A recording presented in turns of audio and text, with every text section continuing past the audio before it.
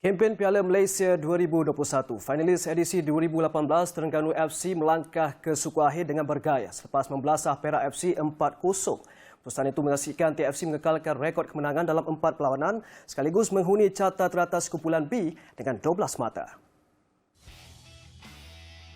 Dalam aksi di Stadium Sultan Mizan Zainal Abidin di Gong Badak, TFC yang melayan kunjungan pelawat hanya memerlukan 12 minit untuk membuka akaun gol menerusi rembatan kencang import dari Mali, Makan Konate. Skuad penyu kemudian terus menambah derita pemain The Boskaurus selepas seorang lagi tonggak import David Da Silva mencetak gol kedua pasukan 7 minit berselang.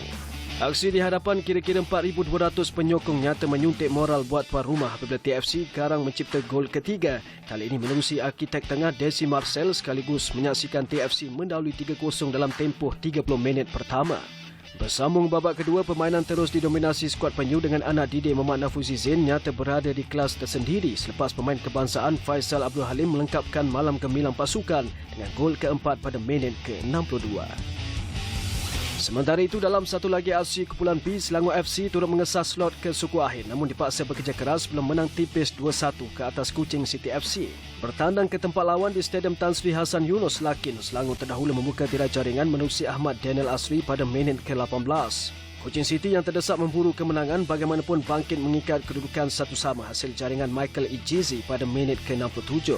Namun pemain gantian Muhammad Sharif Hasifi Muhammad Lazim muncul wira skuad Gegasi Merah apabila meledak gol kemenangan pasukan pada masa kecederaan separuh masa kedua sekaligus membunuh kebangkitan tuan rumah.